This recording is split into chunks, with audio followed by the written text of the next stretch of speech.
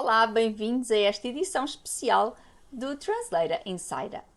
Eu sei, deve estar admiradíssimo por que razão estarei eu a falar em português, uma vez que este canal já há algum tempo que é feito ou que é um canal apenas em inglês. A razão pela qual este vídeo está a ser feito, esta edição especial do Insider, está a ser feita em português, é devido a que o assunto que vos trago hoje é totalmente relacionado com a língua inglesa e eu penso que, uma vez que é algo que tem a ver com os cidadãos portugueses e é uma iniciativa relacionada a todos aqueles que vivem em Portugal e a cidadãos portugueses, penso que não faria sentido que o fizesse em inglês, uma vez que não iria alcançar muitos cidadãos portugueses que poderão ver-me e não falem a língua inglesa. Falo, claro, do vandalismo ao qual a língua portuguesa tem sido alvo nos últimos anos e que tem revoltado grande parte da comunidade portuguesa e não só. Gostaria também de afirmar que a revolta que tem havido em relação ao acordo ortográfico não é só por parte dos portugueses, mas há brasileiros também e há pessoas de todos os países de expressão portuguesa que são contra, obviamente. É um absurdo. Falemos, digamos a verdade, é um absurdo.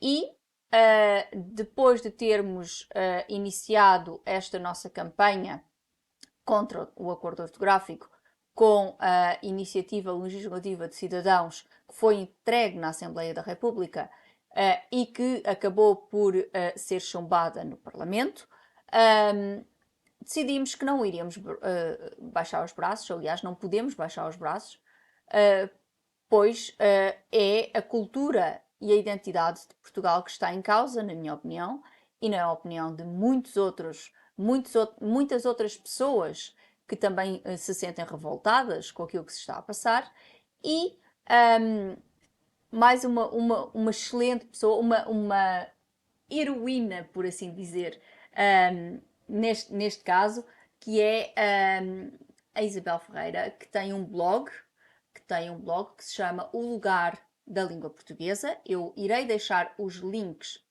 na descrição do vídeo para que possa também participar nesta iniciativa, para que possa ler o blog da Isabel, que é excelente, e que possa também participar nesta iniciativa que a Isabel está neste momento a levar a cabo e que é uma petição ao Presidente da República Portuguesa, uma petição que foi entregue há umas semanas atrás, mas que ainda está a recolher assinaturas que vão posteriormente ser adicionadas às que já foram entregues ao gabinete do primeiro-ministro, perdão, não, do Presidente da República Portuguesa, e, e que é mais uma tentativa, é mais um pedido, neste caso diretamente ao Presidente da República, para que este finalmente possa ver como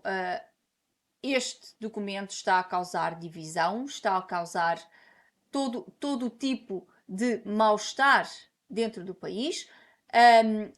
A língua que é hoje ensinada nas escolas nada tem a ver com o português de Portugal e com o português dos portugueses. E deixem-me ressalvar aqui algo que eu digo, tenho dito, tenho escrito muitos artigos em relação a isto. Isto não se trata de uma guerra entre Portugal e Brasil. Até porque existem várias pessoas, vários brasileiros que também se opõem. E como disse no início deste vídeo, existem pessoas dentro de toda a comunidade de expressão portuguesa que estão contra o acordo ortográfico. Alguns países nem sequer o adotaram. Isto é uma luta contra a inação, contra a incompetência do governo português de admitir e de defender a sua soberania, de defender a sua identidade, defender a cultura e o direito à cultura que todos os portugueses têm.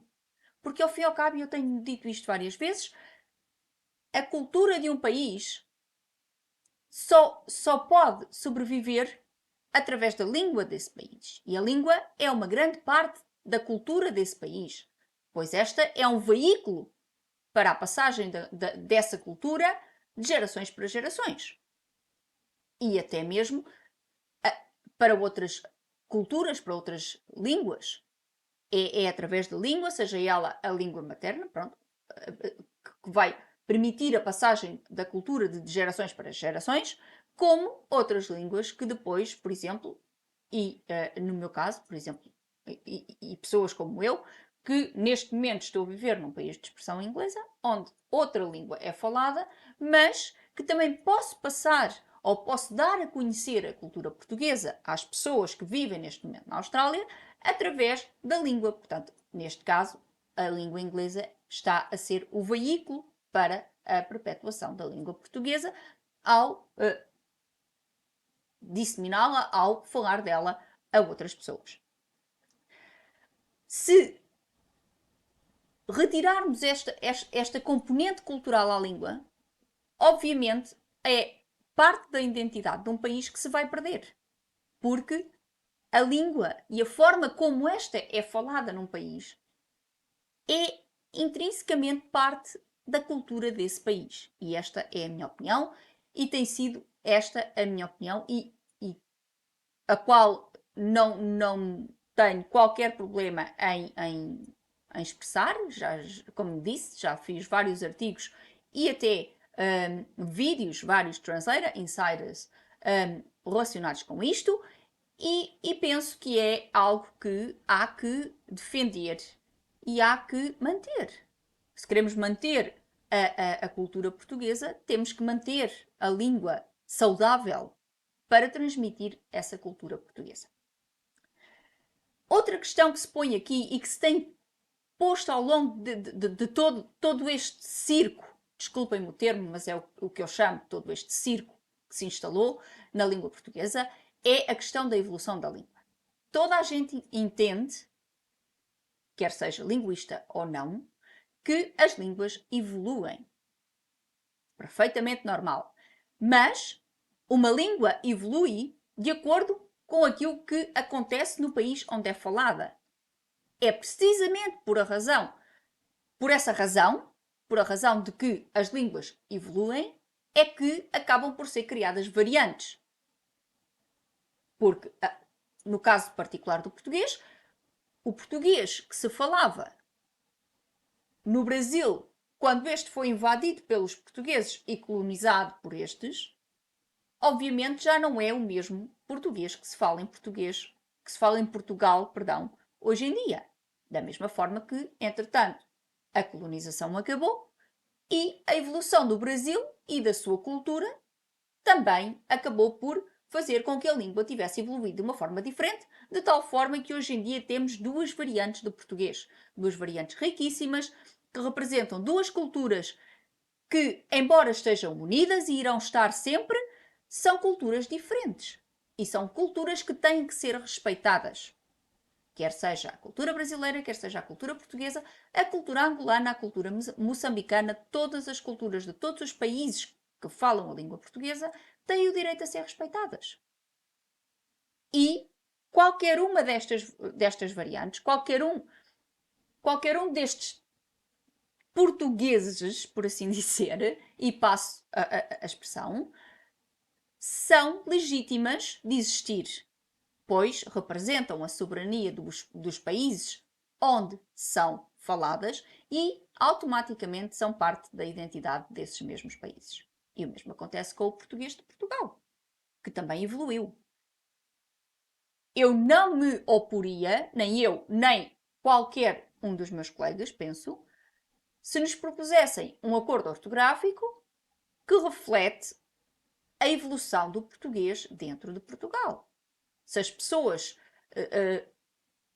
tivessem começado a utilizar a língua de uma certa forma, se tivessem havido palavras que tivessem caído em desuso, como já houve no passado, se tivesse havido a introdução de outras palavras, que o há de certeza, obviamente que tudo isso seria algo que seria aceitável e que, obviamente, quer eu, como qualquer outra pessoa, linguista ou não linguista, perceberia e aceitaria sem qualquer problema. O que é impossível de aceitar aqui é que foi imposto a Portugal uma mudança que não é natural, que não reflete a evolução natural do português em Portugal. E uma vez que as mudanças que foram propostas estão mais de acordo com a variante brasileira, daí os comentários e daí a retórica de se dizer que estão a impor o português brasileiro aos portugueses. O que, na minha opinião, embora seja assim que pareça, seja essa a ideia que transmite ao ver-se as regras do acordo ortográfico, eu penso que há mais para ver aqui do que apenas olhar para isto de uma forma simplista ou tão simplista, porque obviamente há pessoas de todos os países de expressão portuguesa que são contra isto e também houveram algumas coisas que os brasileiros também não concordam. E peço desculpa. E obviamente isto está a causar um mal-estar. As pessoas, os professores estão descontentes, pois estão a ensinar uma língua que veem, que sentem que não é natural, que não é a língua portuguesa, que não é o português de Portugal. As crianças estão a aprender uma língua que acham confusa. A própria República Portuguesa, o próprio Diário da República não consegue aplicar as regras que criou, pois todos os dias me chegam à vista excertos do Diário da República onde umas palavras estão acordizadas, outras palavras não estão, não sabem minimamente aplicar o monstro que criaram, porque ao fim e ao cabo criaram um monstro e agora é um salve-se quem puder. Nomeadamente porque há algumas consoantes que supostamente caem, mas depois não fazem absolutamente sentido nenhum, porque, por exemplo, no caso da palavra facto, que em português de Portugal o C não é mudo, e obviamente ao tirarmos o C, facto passa a ser fato, e fato é outra coisa. Pronto. E há grandes mitos em relação a esta palavra, e muitas outras. E muitas outras. Espectador em vez de espectador, e outras que tal. Portanto, há que haver um respeito pela língua e pela forma como ela é falada, e isto tem causado, obviamente, grande revolta e grande confusão. É um absurdo hoje em dia ler seja o que for em português, porque a quantidade de erros que se vê devido ao acordo ortográfico, porque a maior parte destes erros devem-se ao acordo ortográfico e ao facto das pessoas não perceberem como o utilizar, porque estão a utilizar uma língua que não é natural, que não é a delas. É quase como uma pessoa que está a utilizar uma língua estrangeira e que, como não se sente 100% confiante nessa língua, porque é uma língua estrangeira, comete erros porque não tem bem a noção de como deve escrever. Às vezes é esta a ideia com que fico cada vez que leio um jornal português, cada vez que vejo os excertos do Diário da República, o que eu acho que é de bradar aos céus, uma vez que o Diário da República é a representação da República Portuguesa, supostamente escrita por aqueles que aprovaram esta mexoldra, este aborto ortográfico, que é como nós lhe chamamos, e como é possível que eles aprovam uma coisa que não sabem eles próprios aplicar? É absurdo. Na minha opinião, é absurdo. Daí que decidimos, vamos continuar a luta, não nos podemos baixar, pois eu penso que isto é o futuro do país que está em causa aqui. Nós não podemos baixar os braços e deixar pura e simplesmente que isto caia no esquecimento. Isto não pode cair no esquecimento porque isto está a prejudicar muita gente. Nomeadamente as crianças que estão a aprender português e que estão a aprender português errado. Errado. E que vão continuar a aprender português de uma forma confusa, porque não é automaticamente aceite por estas crianças, uma vez que a forma como pronunciam as palavras não é propriamente aquela que vêem no papel, e é esta desconexão que, na minha opinião, causa o problema. É que nós olhamos para o papel, muito honestamente, e eu sou profissional, portanto sou uma linguista profissional, muitas das vezes eu estou a ler um jornal em português, eu própria tenho dificuldade em pronunciar as palavras que estão escritas, precisamente porque não são naturais, precisamente porque estas palavras não me fazem sentido. E eu não sei como pronunciá-las corretamente, porque para mim elas vão sempre ser pronunciadas da forma correta. Porque é assim que se pronunciam em Portugal. Se de um momento para o outro Portugal realmente mudasse, isto é uma mudança que está a ser forçada. Isto não é uma mudança natural da língua e que seria perfeitamente aceitável. Se todas estas mudanças refletissem aquilo que se está a passar atualmente em Portugal e com a língua portuguesa, eu aceitaria e não levantaria qualquer problema. Mas este não é o caso. Este não é o caso. A língua portuguesa não tem nada a ver com isto, não tem nada a ver com este acordo ortográfico. Este acordo ortográfico está a danificar a língua, está a vandalizar a língua. Eu acho que isto é um atentado, um verdadeiro atentado. E é muito triste que aqueles que são eleitos pelos portugueses para defender o país, para defender os cidadãos, para gerir o país, são aqueles que estão a denegri-lo e a deitá-lo abaixo. Isto é algo que, para mim, me revolta imenso e me causa uma revolta mesmo muito grande. Porque eu não entendo, assim como muitos dos meus colegas e assim como as pessoas que têm participado destas iniciativas, nós não entendemos como é possível que se queira unificar uma língua. Numa altura em que se fala em diversidade, numa altura em que se fala em inclusão, numa altura em que se fala em multiculturalismo e tudo isto, que são obviamente conceitos positivos, neste momento o governo português quer pura e simplesmente anular a cultura portuguesa, quer pura e simplesmente anular os portugueses e impor-lhes algo que não tem a ver com a cultura deles, mas que grandemente tem a ver com a cultura brasileira. E os brasileiros, obviamente, não têm culpa nenhuma disto. Isto é algo que eu acho que é revoltante. Eu acho que é algo que é absurdo. Há que respeitar a cultura dos países. Outras línguas são faladas em mais do que um país, nomeadamente a língua inglesa, que é outra das línguas com as quais eu trabalho, em que neste momento é a língua que eu mais falo, uma vez que vivo num país de expressão inglesa. E nunca vimos dentro da língua inglesa ninguém querer unificar a língua inglesa. Porque não se quer escrever duas atas nas Nações Unidas, o que eu acho que isso é absurdo, eu nem sequer acredito que isso seja verdade. E todo esse tipo, todo esse chorrilho das neiras que nos têm enfiado pela cara como argumento para aprovarem um disparate destes. Eu não estou a ver o rei Carlos III, de um momento para o outro, começar a falar inglês americano, ou inglês australiano, ou inglês sul-africano, ou inglês da Nova Zelândia. Muito sinceramente, não vai acontecer. E porquê?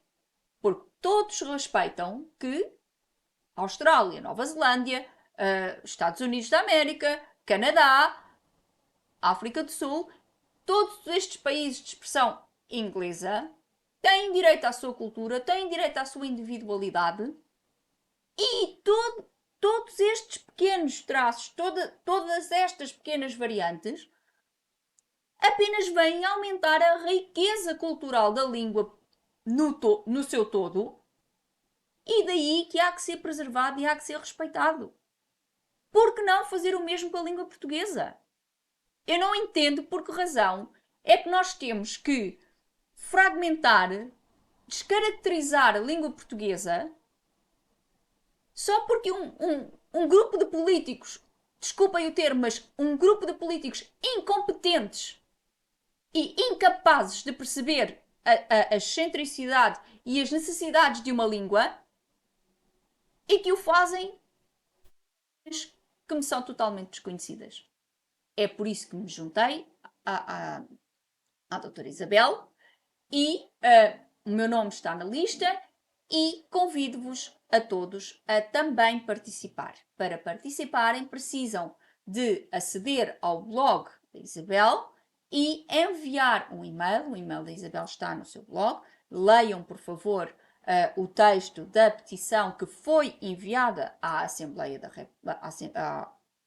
Eu continuo a dizer Assembleia da República, eu peço desculpa, que foi enviada ao gabinete do Presidente, portanto, à residência do Presidente da República, e que está a ser, portanto, estão ainda a ser recolhidas mais assinaturas, quantos mais melhor, e daí que nesta edição especial do Insider venho fazer-vos aqui um apelo para que se juntem a nós, enviem um e-mail à Isabel com o vosso nome e profissão para que este seja adicionado à lista e para que se juntem também a nós. Outra coisa que também eu gostaria de vos pedir é que, se por acaso virem este vídeo, eu sei que peço isto sempre, ponham um like, subscrevam o canal,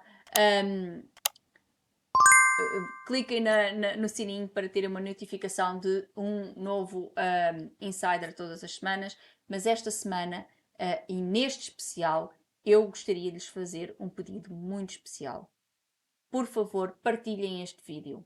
Partilhem este vídeo e deixem que este vídeo chegue ao maior número de portugueses possível, para que tenhamos o maior número de assinaturas possível. Não podemos calar-nos, não nos podemos calar, temos direito, temos que defender a língua portuguesa. Acho que é um dever do cidadão, já que o governo que foi democraticamente eleito para o fazer é incapaz de o fazer, temos de ser nós, cidadãos, a não nos calarmos, a não baixarmos os braços e continuarmos a lutar por aquilo que é justo, por aquilo que é correto, e isso é a manutenção da cultura portuguesa, a manutenção da língua portuguesa, como esta é falada em Portugal, como esta existe em Portugal. A manutenção das duas variantes, o português do Brasil e o português europeu, ou português de Portugal. Há que manter a diversidade cultural, a diversidade linguística, a maravilha, a beleza desta língua no seu todo. E para isso há que respeitar todos os países que a falam e respeitar as suas diferenças, respeitar a sua soberania, respeitar a sua cultura e fazer de tudo isto um todo para a língua portuguesa. Isso sim seria unificar a língua. Seria sim que nos aceitássemos, e eu penso que os povos destes países se aceitam. O problema é a classe política portuguesa. Acho que há que aceitar esta divergência, ou melhor, esta diversidade, há que aceitar a cultura de cada país e há que aceitar que o português é falado em mais do que um país e nenhum dos países que fala português tem o direito de se impor ou de impor a sua língua a qualquer um dos outros, tal e qual como outras línguas não o fazem. Não se vê acontecer isso no inglês, não acontece certamente no espanhol, portanto, há que perceber que o português tem direito às suas variantes e tem direito à sua diversidade cultural, que é isso que o faz tão rico. Por isso, convido-os a todos, eu vou deixar os links na descrição abaixo para que possam aceder ao blog e para que possam participar desta iniciativa. Por favor, juntem-se a nós e digam não ao acordo ortográfico. Vamos acabar com este acordo ortográfico, vamos restabelecer a língua portuguesa da forma como ela é falada e escrita em Portugal, vamos permitir que as nossas crianças aprendam o português de Camões, a língua de Camões, e que esta seja perpetuada por muitos anos. Muito obrigado por estarem aí, conto convosco e até para a semana para mais um Insider, desta vez que será em inglês. Adeus!